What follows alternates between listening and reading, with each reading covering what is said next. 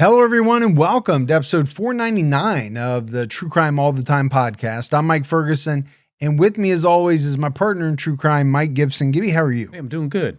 Doing good, man. How about you? I'm doing great. Yeah. So 499, Yeah. which means Sunday's episode is 500. It is. It's a big milestone for us.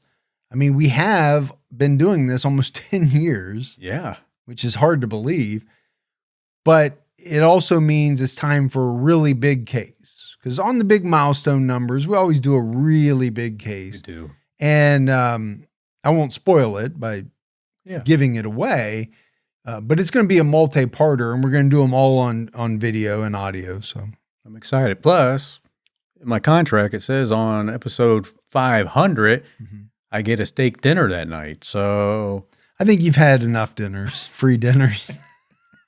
is that a bad subject? 10 years of free dinners. Is that a sore subject at this point? Nah, it's all right.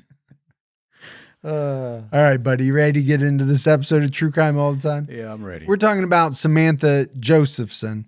In March 2019, college senior Samantha Josephson was kidnapped and murdered during a night out with friends when she got into a car that she mistakenly thought was an Uber. So, I mean, that's scary, first of all. Yeah. But her case led to the passage of both state and federal laws enhancing rideshare safety. Because, let's face it, and you and I have talked about it many a time, there's something that comes out. And let's say it's new technology, a new service. Everybody loves it. Yeah. Right? They do. What you don't think about is kind of what's the dark side, or what could be the dark side of things. Think about the internet. Yeah. I mean, who wasn't fascinated with the internet? But there's a lot of danger that comes with the internet. There is. What happens is we figure out, okay, what the danger is, and then we put something in place to try to prevent it from happening again.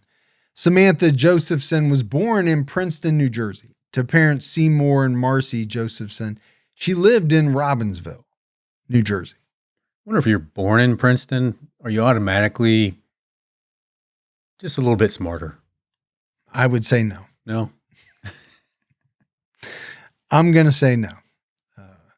That's like, if you're born in Boston near Harvard, are you automatically a little bit smarter? I like these apples. I think so. Maybe. Marcy Josephson said at a court hearing that the family called Samantha Sweet Pea. She was bubbly, kind, and full of life. And Sweet Pea is kind of a cool nickname, I think. Not for me, but I was just checking. yeah, I don't want to be called Sweet Pea. We can call you Sweet Pea. No, I don't want to. We can probably get that going. I don't want to start that, Okay. but at the time of her death, Samantha was a senior political science major at the University of South Carolina in Columbia, South Carolina. I think it's Columbia. Yeah. Yeah. Nice little town.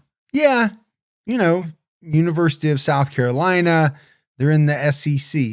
They have one of the, to me, what is one of the strangest nicknames, the Gamecocks. Gamecocks. Yeah. It seems like kind of a strange one, but Fancy bird.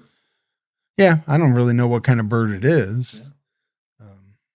I do know that there are people in the student section at like football and basketball games that have hats that say no one can lick our cocks. I do know that. And I always got a chuckle out of that. You always Maybe wonder, a little sophomoric, but I did. But you wonder when they, like the marketing team, hey, I know what the logo's going to be. And is there somebody in that room snickering like, maybe we shouldn't, guys? And somebody came up with that, that statement. Yeah. Samantha's father, Seymour Josephson, said that she enjoyed her time at the university. She absolutely loved it there. She was a Gamecock. Yes. And I think people, they really, a lot of people do, they get just so entrenched in their university that, you go to the football games or the basketball games or whatever it is. I mean, that becomes a part of you. Well, I mean, it is a big part of your life. Yeah. So, I mean, I think, around here, if you go to Ohio State, I mean, these people, they're Buckeyes. You're a Buckeye. And even if you don't go there because you live in and around that area, you're a Buckeye and you're wear the scarlet and gray colors and you're fly the flags and all that. I wonder if it has to do, whether it's a bigger school or a school that's known for a certain sport, if that plays more of a role into it, because we have smaller schools here around us and nobody really talks about like, oh, they're a big fan of that place or that place was awesome. Or so maybe that has something to do with it. It probably does. Just think about, I can't see over here, but I can. I don't know why. It's great. It's good pod, but I don't know what you're doing. Oh yeah. Yeah. You're huge. I didn't even go to Kentucky and I'm a huge Kentucky Wildcat fan. At the time of her death, Samantha had been working at the Liberty Tap Room, a brewery and grill, for several months. She was in a long-term relationship with Greg Corbishley, who said Samantha was the love of his life. Samantha was murdered in the final weeks of her last semester of college. She was preparing for an exciting new chapter after graduation. And obviously it's tragic anytime a young person loses their life. Right. And obviously we're going to talk about that more. But then you think about a couple of things. First of all, what was that person going to go on to do? Well, you're not going to know because their life was taken away from them. Yeah. But you think about being just a few weeks away from graduation. Right at the finish line. And what that is like in your mind. Whether it's high school, college, whatever, that's like one of the best times. Like you can see the finish line and you're just kind of coasting in because most of the stuff is already done. You might be finishing up some exams and things like that. But I don't know. It adds like an extra tragic layer to it. I agree with you. Yeah. Samantha wanted to be an attorney and had already been accepted into 2 law schools. She wanted to practice human rights law or international law. Hey, that's awesome. I love international law. Yeah. I know you've dabbled in it from time to time. I don't know how you have time with your medicine practice and all the other things you have going on. But all the side gigs Rex West has, I know. But there's no doubt that, she was an intelligent person. She had recently told her parents that she was offered a partial scholarship to Rutgers Law School in New Jersey and Drexel University School of Law in Philadelphia. That's impressive. Yeah, it is. Her parents planned to come to Columbia to surprise Samantha on March 31st, 2019. On the night of March 28th, which was a Thursday, Samantha went out with her roommates in the Five Points area of Columbia, which is a nightlife hub in the city. They were out into the early morning hours of March 29th, 2019. Well, I'm sure it was hopping and whatever the cool words are today, but I'm sure it was like hopping probably wasn't it, but yeah. I get what you're saying. Yeah. You think about any big college, the nightlife scene is usually pretty healthy. That's a great word for it. Yeah. And the fact that they're out into the early morning hours of the next day doesn't surprise me at all because I remember being in college and that's just kind of how things went. Plus, it's coming to an end, right? The school year. Yeah. So people are unwinding. And you're probably celebrating even just a little bit more. Yeah. She was with her friends between 1:30 and 2 a.m. at a bar called the Bird Dog. Samantha somehow got separated from her friends. So she decided to call an Uber around 2 a.m. She was captured on surveillance standing outside a bar. At one point, she approached a car, but it was not her Uber. Then a newer model black Chevy Impala pulled up to the curb. Samantha mistakenly thought it was her Uber and got into the back of the vehicle at 2:09 a.m. The car drove off with her inside. And, let's talk about Uber for a little bit. And there are other companies as well, right? Lyft and some other ones that have been around here and there. But, you think about Uber or before the days of Uber, yeah. When we were younger, And if you needed to ride somewhere, you better have a friend or a parent or somebody, because there was no stranger who for money was going to come pick you up. Now, maybe there was, but it wasn't regulated or legitimate or, No, like you said, you had to know somebody and could find a pay phone to call them to come get you, because that's how it had to be. Yeah. And unfortunately, I think probably what that did was it did lead to a lot more people driving drunk. It did. When they shouldn't obviously have been driving. I think Uber maybe went a long way with that, because people stopped just driving to bars altogether. They would get an Uber to go to the bar, knowing they could drink, do whatever they wanted. Then they would just call an Uber or some car service to take them home later. I mean, look, there was a period of time right before the podcast started that you dabbled because you just wanted to experience it, which is another story, but you wanted to experience it. So you Ubered for a little bit. And boy, did you have some great stories. It was fun. Yeah, we loved hearing you come into the office, the next day and tell us about you Ubering the night before. I Ubered for a whole summer, mainly because I was bored and I was looking for kind of something else to do. But then what happened was I took all the money that I made from Uber, and that's how I bought the podcast equipment. You did, yeah. And that's what led to the podcast. So, but it was fun. I'm not going to say it was fun every single time, but it was interesting. Yeah. There's no doubt about that. And I know you picked up your fair share of people that were drunk. Oh, a lot of people were drunk, for sure. So Samantha gets into this car. It drives off. Hours later, Samantha's roommates became concerned when they couldn't get in contact with her. Samantha's boyfriend, Greg Corbishley, was also worried. He was over 2 hours away in Charleston, South Carolina, where he had moved after graduation.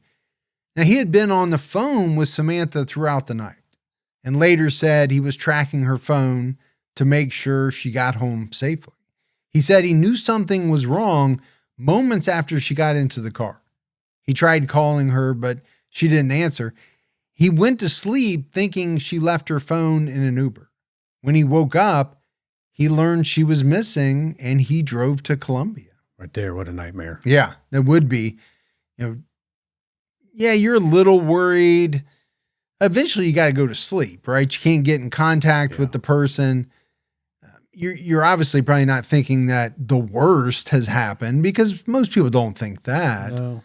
But what a shock to wake up the next morning and find out that she's missing.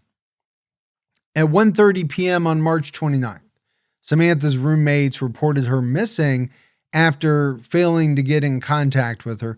At 3:45 p.m., officers from the Clarendon County Sheriff's Office, 65 miles southwest of Columbia, received a report that two turkey hunters found a woman's body in the woods off a dirt road near the town of New Zion. And it doesn't surprise me, Gibbs, that hunters would find a body. I mean, how many cases have we done where victims' bodies have been found by hunters? It's a lot. It's a high percentage. It really is a high percentage. And I think there's a reason for that. If you think about where some killers decide to dispose of bodies, well, it's usually in a place that they don't think anybody's going to be visiting anytime soon. Well, where do hunters usually go? Places where not a lot of other people go. Yeah, they want to go to those less populated or non-populated areas so they can find the whatever they're looking for. Hunting. Yeah. I mean, I don't go hunting, but I'm assuming that's a good strategy. Yeah. The body was found in a heavily wooded area with farmland nearby. Few people lived in this area. Investigators said someone would have to know how to get to the spot where the body was found, indicating that the killer was familiar with the area. Local, we hear that quite a bit, right? If it's off the beaten path, something that someone not from the area would even have an idea about, a lot of times it does give the police that indication that this has got to be someone from around here, or else they would have had no way to know about this place. The body wasn't immediately identified, but by the early morning hours of March 30th, the victim was identified as Samantha Josephson. Samantha had wounds to the head, neck, face, upper body, leg, and foot. A coroner's report listed her cause of death as multiple sharp force injuries. Around 8:30 p.m. on March 29th, the Columbia Police issued a missing person alert for Samantha with a photo and surveillance image showing the black Chevy Impala. Around 3 a.m. on March 30th, an officer pulled over a black Chevy Impala just 2 blocks from the 5 Points area. The driver attempted to flee on foot, but was caught. He was identified as 24-year-old Nathaniel Rowland. So, never good, right? Police try to pull you over. You immediately jump out the car and try to run for it. Yeah. It doesn't scream out, hey, I'm an innocent person. Not at all. It's like, oh, shit, you found me. I got to make a run. Yeah, because why else are you running for it or making a run for it? And then it got worse because officers searched the car and they found a large amount of blood in the trunk and interior of the vehicle. Testing confirmed it was Samantha Josephson's blood. So here's this guy that has the car she got in. He looks like he's trying to make another attempt, right? He's down there by the 5 Points. Sounds like this is something that he might like doing. Yeah, or because I can't imagine that he's trying to pick somebody else up with a bunch of blood in the interior. I'm thinking this is not that long after. He just hasn't cleaned up yet. He just hasn't cleaned it up yet. That's what I'm thinking. But I don't know. Could be wrong. Yeah. It's dark out. Lights come on when you open the That's doors, true. but maybe somebody gets in. They don't notice it. Maybe he was out hunting. It's hard to say for sure. But Samantha's phone was also found in the passenger compartment, along with bleach, sanitizing wipes, and window cleaner. That does not look good. None of this looks good for Nathaniel, right? You already tried to run from police when they tried to stop you. Unsuccessfully, they caught you. You've got a crime scene, Yeah. a whole forensic lab's dream inside of your car. And on top of that, the victim's phone is found in your car and you got a bunch of cleaning agents. Yeah. So It's going to be hard to get out of this one. yeah, I mean,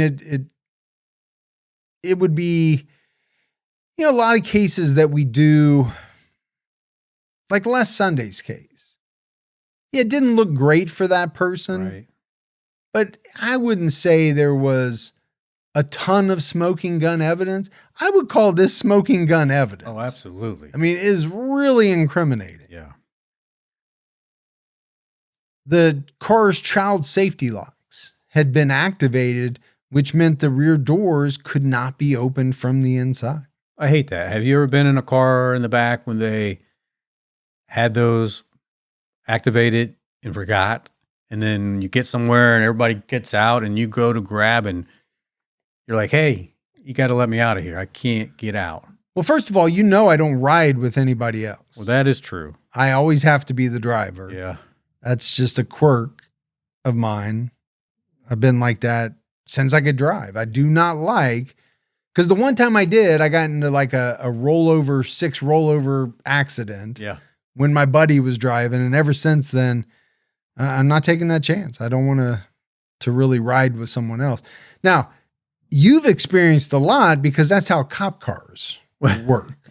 That's a different type of locking system. But I just think that they should have, I mean, I love that they have this for child safety. Yeah, because you don't want a child being able to open a car door and jumping out at high speed. I just think there should be some type of override for an adult sitting back there that they can hit a certain button that the kids can't find, or I don't know. I'm saying if you can do it, I'm sure a kid can do it. That's probably true. That is the problem.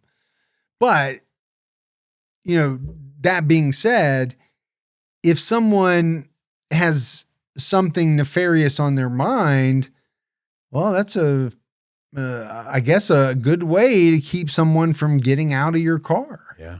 So it is a little scary from that standpoint, but it also is just like everything, right? Somebody has a good idea, but it doesn't mean somebody can't use it in a way for which it wasn't intended, in a bad way.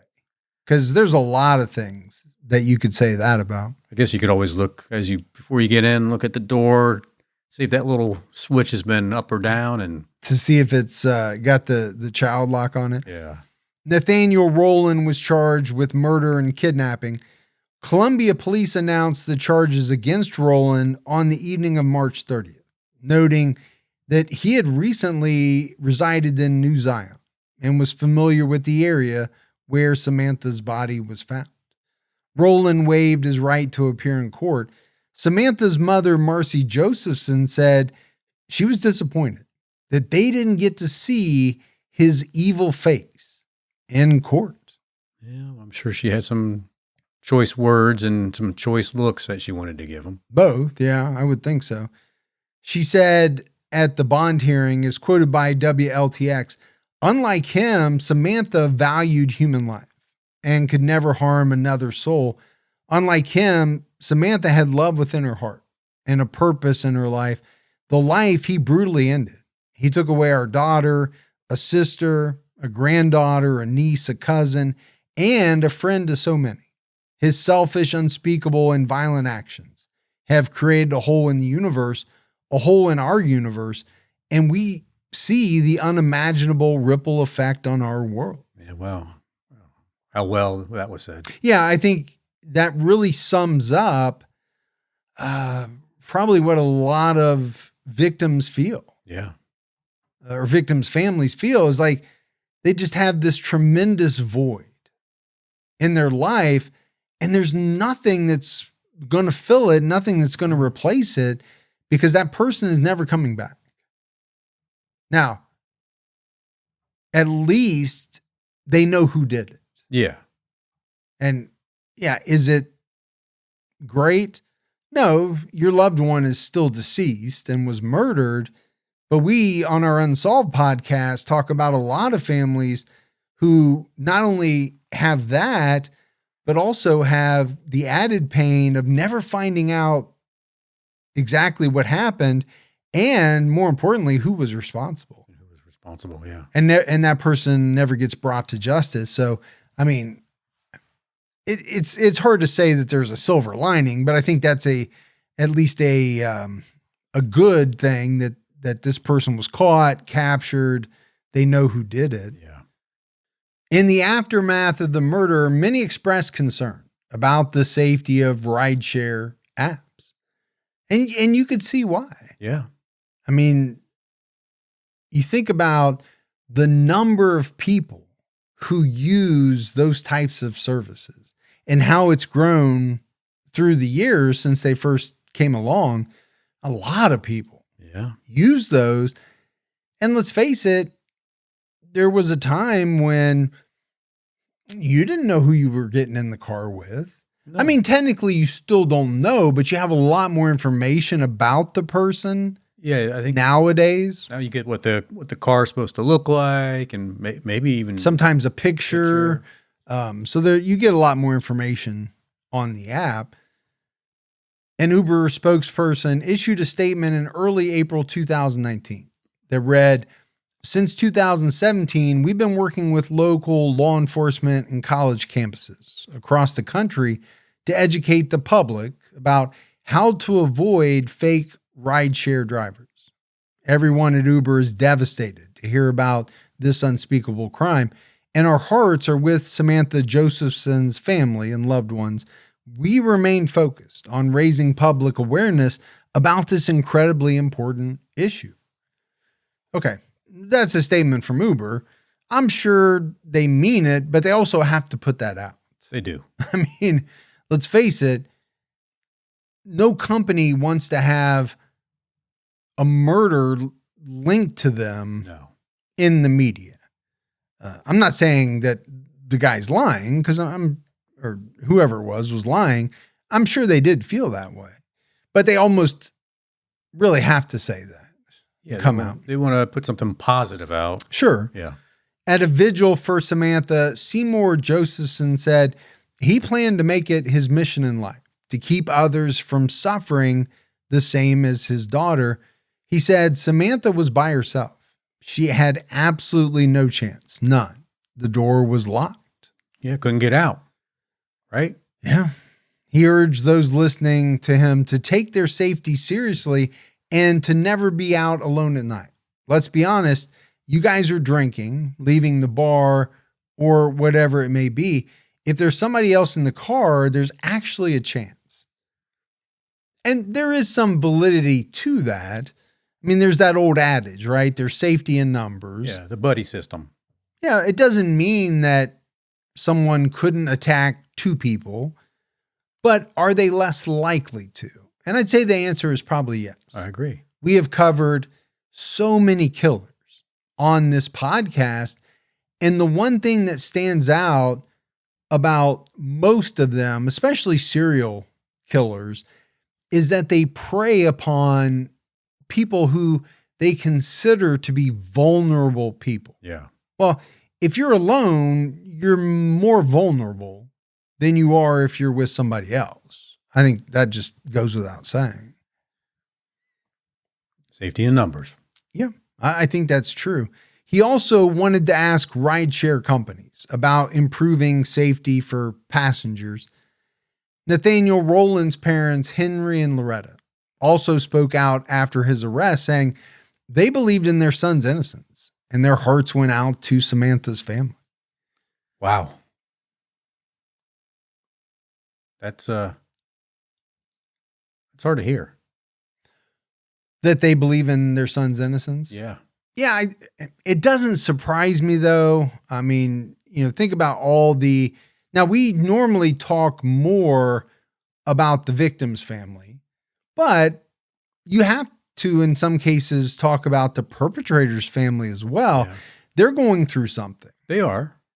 But I think a lot of them, especially when it's like their son, their daughter, they have a real hard time believing that the person they raised could have done this horrible thing. I mean, if they haven't heard about all the evidence and they just heard that the police believe he's the one that did that, that's one thing. But, and I get it. You never want to believe your kid can do that. But right. Man, when you see the evidence. Right. But it could be in spite of the evidence. Yeah. And also, we don't know how much of the evidence was public. Right. Some of that may have come out later at trial, but we're telling it, in maybe a different chronology. But still, I think some parents, even with all the evidence, have a hard time facing the truth. Yeah. My baby would never do something like that. I think that's something that happens quite a lot. Henry Rowland defended his son, saying he's a good kid. Ain't no way in the world he could do this. And I think a lot of parents, again, would feel like that. However, Henry said that if Nathaniel was guilty, he would have to pay the consequences, saying, if he did it, I'll be the first one to put him behind bars, lock him up, and throw away the key. That's a good follow through on the question, that he was asked. Yeah, because he's saying, hey, I just can't believe, or we don't believe that he did it. But if he did, if he's guilty. Yep. He needs to pay the price. Yeah. So I'm with you. I think it's a very pragmatic way to look at it.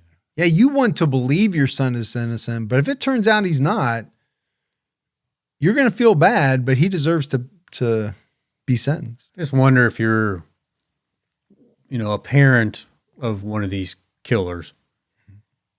Do you feel like the responsibility? Like, do you feel like maybe we didn't raise them good enough? I guarantee you. Yeah. I guarantee you there's a ton of guilt. There's a ton of questions. What ifs, right? What if we did this differently? Is there something we could have done differently that would have maybe changed the outcome? It cannot be easy on the parents of perpetrators either. Not at all. Roland's mother, Loretta, also told WACH that Nathaniel denied the allegations. She said, he's a very good young man. And when I talked to him yesterday, he told me that wasn't him. And I believe him. And again, this may be before, right? All of the evidence came out. Right. Days after the arrest, it was reported that Nathaniel Rowland allegedly sold items stolen during another woman's alleged kidnapping months earlier. And that's pretty scary. It is. Because that makes you believe that this was not a one-time event. Now, it may be the only time he murdered. It may not be, but it certainly appears as though it wasn't the first time that he had done something along these lines. Like almost, he could almost be a serial kidnapper and killer. Possibly, we don't know. On October 19, 2018, a woman told the police that two men carjacked her while she was at a traffic light in Colombia. She was physically assaulted and forced to drive to an ATM to get money. The suspects made her drive to her home, where they took items from inside and then fled the scene. Hours later, deputies said Nathaniel Rowland sold some of those stolen items, including a PlayStation 4 at a pawn shop. Authorities traced the items to the pawn shop and arrested Rowland. He was charged with obtaining goods under false pretenses. Columbia police did not indicate Rowland was involved in the carjacking. And that to me makes it sound like he wasn't, that he somehow or for however reason got his hands on some of the stolen goods later on. Yeah. And then maybe he was the one tasked with pawning all of it and had to give some of the money to the other people. I don't know. But if he was involved in the carjacking, he would have been charged with a lot more. I think so too. The University of South Carolina held its spring commencement in May 2019. Samantha's family attended the ceremony and received her posthumous degree. You just talk about heartbreaking. Yeah. Thinking she should be here. Absolutely. This is what she worked hard for. President Harris Pastides honored Samantha in a speech saying, "I'd like to take a moment to recognize and honor the life and legacy of Samantha Josephson, our cherished 21-year-old senior political science major whose life was tragically taken from us, fellow Gamecocks, class of 2019. We must ensure what happened to Samantha never happens again to any college student or indeed to any person. Asking what's my name before getting in a rideshare vehicle will save lives." Yeah, that's a true statement. Yeah, and I remember this pretty vividly when it happened. That was like a big thing coming in the aftermath of it, which was start asking these rideshare drivers, "Hey, what's my name?" One of the many things. There was a bunch of different things that came out. But even something as simple as that, right? I mean, what's the odds that a fraudster is going to know your name? Yeah, a complete stranger. Yeah. Yeah, I mean, it's better. It doesn't cost anything, right? Easy to implement. Anyone can do it. Nathaniel Rowland's murder trial started on July 18, 2021. The prosecution presented numerous pieces of evidence pointing to Rowland as the killer. The jury heard that someone unsuccessfully attempted to use Samantha's debit card at an ATM in Sumter around 5 a.m. on March 29th Surveillance video showed someone wearing a bandana attempting to access the account. And police figured out that Roland's phone was in this location at the very same time. How many times have I said it? Digital footprint, cell phone data, tracking, it all comes back to bite you. Really does. I still, it is hard for me to believe that people get away still with as many crimes as they do. I am surprised as well. With all the new technology that we have, all the cameras that are around. Yeah. I heard a special the other day on that geofencing and really how far they can dial that down to. And it's amazing. Pretty crazy, Pretty crazy. If they actually need to use that tool, and the courts give them the rights to do it, they can pretty much show up at your front door. Yeah. Yeah. Which is going to stink if you just happen to be in an area and you didn't have anything to do with it. But, to me, if it leads to finding the real killer, let's just say a killer, right, and a murder, is it that big a deal to have police ask you some questions? I get it. Some people will say, yeah, it is. It's an invasion of my privacy. Right. They don't want it. I understand that. To me, I wouldn't have a problem with it. I know I didn't do anything wrong. Yeah. And if it helps lead to the right person, I would be more than happy to answer some questions. I think you're going to have that be a 50-50, I think. Yeah. I think a lot of people are going to say no. Yeah. Because where does it stop? Right. And it is a slippery slope. Yeah. You do have to be careful with some of those things. Roland's phone then traveled to his girlfriend's home. Roland's girlfriend, Maria Howard, testified that she and Roland had known each other for years. And in March 2019, he was staying overnight at her home regularly. On March 28th, she asked him to wash her work shirt and left her work visor in his car. He was home when she went to bed. But when she went downstairs early the next morning, he was gone. He didn't answer her texts and eventually showed up in the clothes he was wearing the night before, which normally doesn't go over well. No. With men and women. That's exactly right. In any type of relationship, because it denotes that one of the people was doing something they shouldn't have been doing. Now, I would say more often than not, it's fair or something like that. Yeah. Less likely that it's murder, but it could be. There's still a story that has to be told. Where were you and what did you do? Yeah. And if you were doing something you shouldn't have been, you're still going to have to come up with a lie. Yeah. She noticed that her work visor was missing. She asked him where it was, and he said he'd been out in the country and no longer had it because it had blood on it. Okay, that's a strange response. Why not just say, I don't know what happened to it? Yeah. Why go to that extent? Again, maybe we're not talking about the smartest person in the world. I have no idea what this guy's IQ was, but it is a strange thing to say because now you have to believe there's going to be a follow-up question. Oh, absolutely. How can you tell that to somebody and not expect a follow-up question? Yeah, because it's going to be, okay, so now tell me, why was there blood? How did it get in your car? And then you have to, come up with an answer for that. But when she asked him why, he told her, mind your business. Mind your business. I bet that went over well. Yeah, so apparently you don't have to come up with a lie. You can just tell someone to mind their own business. Yeah. Roland briefly left to take his nephew to school. When he returned, he had her work shirt, but it was wet. When she got into his car so he could drive her to work, she noticed dried blood throughout the car, which worried her. And as it should. I think anybody should be worried if they see, dried blood all over the car. Later that day, she got a ride home from a coworker. When she returned, she found Roland cleaning the car with bleach and wipes, He continued cleaning the car and the multi-tool in the passenger seat as she drove the car to pick up her daughter.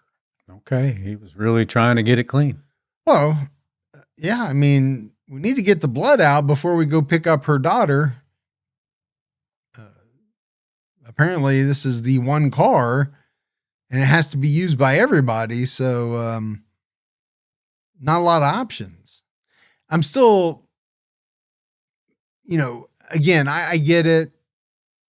I don't know what this relationship was like. Yeah. And there is some people who know at a certain point they can't press any further because it's going to get out of hand. But I would have a hard time being satisfied with the mind your business in relation to this question of where all this blood came from. For sure. But you have to be somewhat concerned too that he's cleaning this multi-tool.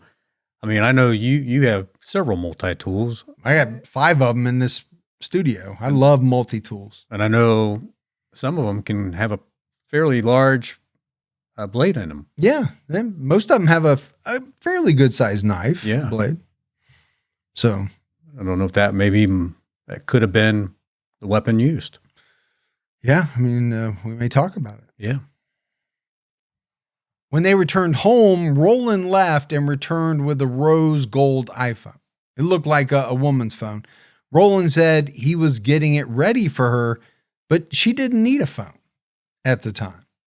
She asked about the blood again repeatedly, but again, he told her to mind her business. Mind your business. I'm telling you right now, I don't know too many people that would be okay with that. I don't know many women who are okay with the mind your business routine, but also all of a sudden you got me a rose gold iPhone when I don't need an iPhone. Right. That's got to be kind of a strange thing as well. iPhones are not cheap. That's exactly. As any of us who have one know. When she saw a news report about Samantha Josephson and the suspect vehicle, then it all started making sense to her. But she didn't go to police because she was scared for herself and her daughter. After Roland's arrest, the police talked to her. So obviously that's when all of the information we just talked about would have come out. Yeah. I mean, I feel bad for her because I understand, her concern. Like, I can't go to the police and risk him finding out. And now me and my daughter are at danger. Yeah, if this guy literally just killed somebody, then is he going to be that worried about killing you or your daughter if he thinks you're going to put him in jail? Yeah. That's a real fear. It is. I mean, there's no way around that. The jury heard that during the early morning traffic stop on March 30th, Roland cooperated until he was told that his car matched a suspect's vehicle. That's the point where he got out and fled. Roland thought he got rid of the evidence, but it comes back to the clothing. This was according to prosecutor Daniel Goldberg. Roland was wearing the same hoodie seen on the ATM surveillance video. Gloves seen on the video were found at his girlfriend's home. The shoes and bandana from the surveillance video were found in his car. Pretty solid. Yeah, pretty hard to argue. And then you have Samantha's DNA. It was found on Roland's beanie. Her blood was also found on the bandana. He hadn't gotten rid of those items because he didn't see the blood on them. Yeah. And you and I talk about blood a lot, and that's the one thing you hear. Whether it's trying to clean up a crime scene or when you murder someone up close and personal and there's blood spatter. You have no idea where that blood spatter is going to go. No. And, you can wash, you can do all types of things, but you're not going to catch all of it. No, you're not. Unless you strip down and you literally burn everything you have on, which he thankfully did not do. Right. Right. But that's what you'd have to do. Everything you had on and the vehicle with it. Yeah. Because short of that, they're going to find it. if they know who you are. Samantha's blood was also found on the multi-tool, which was found in the trash at Maria Howard's home. A DNA expert would testify that Samantha's DNA was found under Roland's nails, but his DNA was not under her nails. An unidentified individual's DNA was found on the handle of the multi-tool. Samantha's DNA was found on the blade. So, it's looking like you were right about that this multi-tool that he was trying to clean is looking like the murder weapon. Right. Samantha's footprint was also found on a window inside Roland's car. Yeah, which is, was that her trying to kick the window out, or was that her struggling during both maybe. Yeah. But either way, it's heartbreaking to think about. Absolutely. What she went through in the back seat of that car. Dr. Thomas Beaver, a forensic pathologist, told the jury Samantha was stabbed over 100 times and had facial injuries that looked as if she was dragged. The stab wounds were parallel, which is unlike a traditional knife and would have had to have come from something unique. He believed the multi-tool was the murder weapon.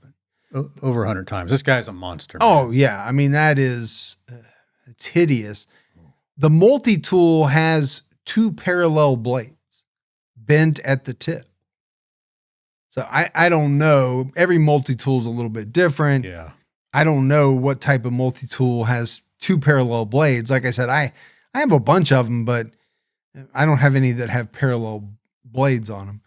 Dr. Beaver also testified that the body typically holds a gallon of blood, but only 20 milliliters of blood, which is about 2 tablespoons, was found in Samantha's body, indicating she bled out. Yeah. I mean, well, if you're going to be stabbed over 100 times, I can see that happening. And if it happens in the back seat of the car. Yeah. Well, now I think, we're understanding a little bit better why there was so much blood inside of that car. Wow.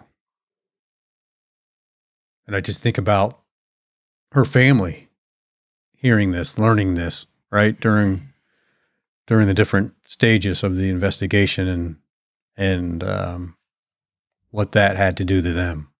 I mean, it's just devastating to hear your daughter was attacked like that. And then to hear that almost all her blood was,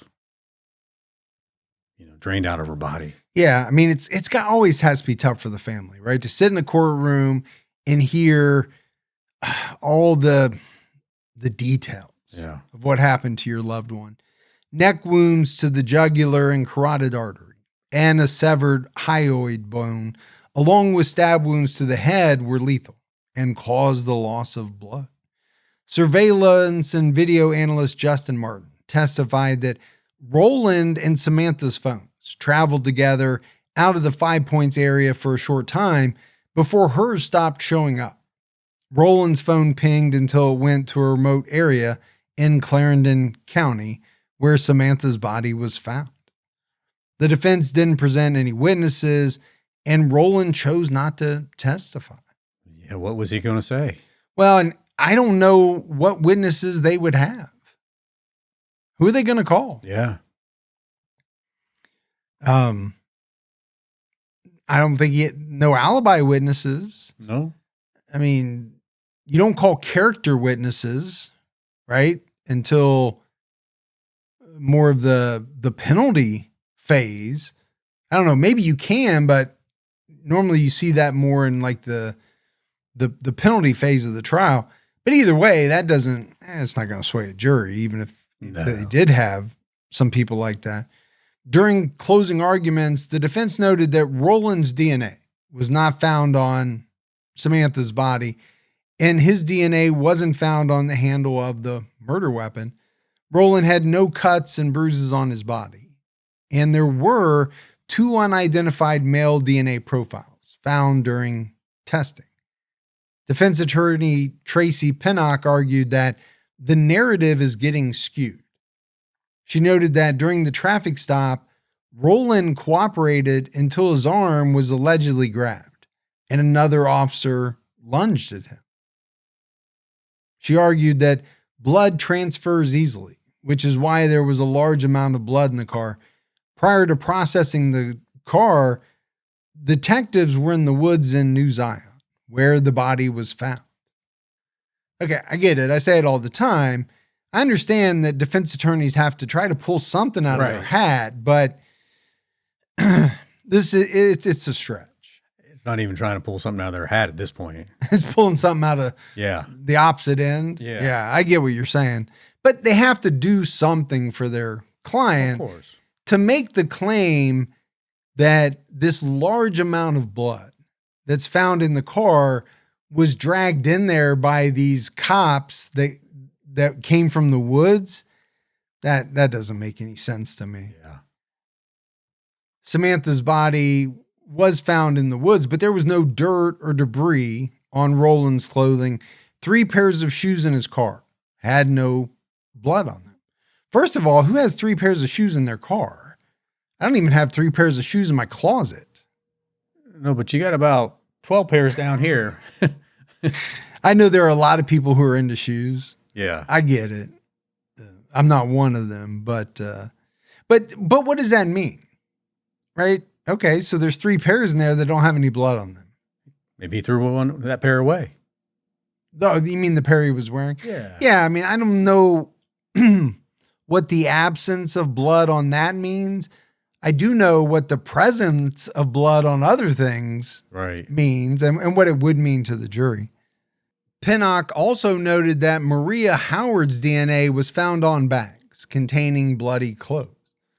Roland's DNA was part of a mixture of DNA on the multi-tool, but he was not a major contributor. Pinnock argued, if the state is going to tell you that Josephson did not have Roland's DNA on her because he was wearing gloves, but there is his DNA on the tool, that is contradictory. In their closing statement, the prosecution argued that there was no other credible suspect and the killing was cold, malicious, and intentional. Well, the last part I agree with. The no other credible suspect argument, I mean, I think if I'm a juror, I'm not putting a lot of stock in that. Just because you don't have another suspect doesn't mean this guy's guilty. Now, if you want to point to all the evidence, okay, you can do that. I don't like that statement, I guess. I see what you're saying. Just because, to me, it doesn't mean anything. Although Samantha freely got into the car, the moment she began fighting to get out, it became a kidnapping. That is true. The prosecution also noted that if it hadn't been for the turkey hunters, it's unlikely Samantha's body would have ever been found because no one would go out there unless you were a local. I was just going to say that was a local. I mean, that was a fortunate find. The discovery by the hunters. Yeah, because if her body's not found, then you would have lost a lot of evidence if it was found much later on. Yeah. Well, and if it was never found, this would be one we would be having on the other podcast. Or they would have had to try it as a no body case, which obviously makes it harder. Much harder. Even if they thought it was him, no doubt it's harder. On July 27, 2021, Nathaniel Roland was found guilty of murder and sentenced to life in prison. Before sentencing, Roland told the judge, I know I'm innocent, but I guess what I know and what I think really doesn't matter. No, not really. I mean, your girlfriend said you were sitting there, you had blood in your car, you were clean, you had wipes. You knew what you were doing. Yeah, I mean, there was a lot of evidence. Yeah. Right? Stacked up against this guy. I get it. What's he supposed to say? Yeah, you got me. Yeah, he's going to argue it, right? I mean, why wouldn't you want to argue it? You're going to continue to argue it, hoping that somebody will change the outcome, but it's not going to happen. No, it's not going to happen. Since Samantha's murder, state and federal legislation has been passed to enhance rideshare safety. In June 2019, South Carolina passed the Samantha Josephson Ride-Sharing Safety Act. The laws mandate stricter identification and safety regulations, such as illuminated signs. New Jersey passed Sami's Law, which also required illuminated signs for rideshare vehicles. On January 5th, 2023, Joe Biden signed Sami's Law, which enhanced rideshare safety on a national level. Good. Well, I think it just shows you what this case did. Yeah. It scared the you-know-what out of people. As it should have. Over what really was the lack of safety precautions or things built in to the whole ride-sharing concept. I mean, not even just in college campus life, right? Just everywhere. But I mean, think about, your kids went off to college. Sure. Right? I got one still there. That could or maybe have taken Ubers. You would want to know that there's the best protocol out there, safety protocol, that can be used to help protect them. And, unfortunately back then there wasn't. So this is something good. I think as a parent, I think you never really sleep great when your kids are away. You don't. But you sleep somewhat better, right? Yeah. Because you're going to know. Even nowadays when we have things like the Apple apps or, Life 360, things like that, where you can track loved ones' phones. I can't go to sleep if my daughter is out somewhere. Yeah. Down at school. Now I stay up pretty late anyway, so that's not normally a problem, but I got to see her get home. I got to get that notification that she's home. Yeah. Before I can go to sleep. The law required the Government Accountability Office to submit a biennial report to Congress regarding the incidents of assaults involving drivers and passengers of for-hire vehicles, such as Uber and Lyft. It requires rideshare drivers to display lighted signs and scannable QR codes as a safety regulation, and criminalizes misrepresentation of being a driver of a ride-sharing service. Samantha's parents also established the What's My Name Foundation to educate people about rideshare safety and advocate for policies that enhance safety. The nonprofit created the Sami acronym, which is Stop, Ask, Match, Inform, to encourage safety. I mean, that's awesome. And I remember her dad saying that he was going to do everything he could. He said he was going to make it his life's mission. Mission, yes. And he did. He did. I think he did. But this is a lot of times what we see, right? In the wake of a tragedy, especially parents kind of doing something in the name of their loved one. Number one, it's going to help a lot of people out, but also it helps honor their loved one. Yeah. They named all of these acts after her. And these are all good things that are put in place. Yeah, absolutely. But it as we wrap this one up, it's a pretty infamous case. A lot of people remember it. I can't help but feel, and I have throughout the episode, from the time that we talked about her, trying to get out of that back seat and finding out that the door was locked. The horror that she must have felt. Yeah. In that moment. And then to find out that she was stabbed 100 times, it just goes to show you the brutality of this crime. I mean, it was that brutal. And all for what? I mean, really, what? He's never going to say because he says he's innocent, but yeah. Why? Why would you do something like that? Yeah, what was the reason? He, again, like you said, he hasn't come out and said what the reason was because he's still maintaining his innocence. He got life in prison. He deserves that. He doesn't deserve to to be out walking No, not at all. for what he did. Not a good kid. No, not at all. But that's it for our episode on Samantha Josephson. And that's it for another episode of True Crime All the Time. So for Mike And Gibby. stay safe and keep your own time ticking.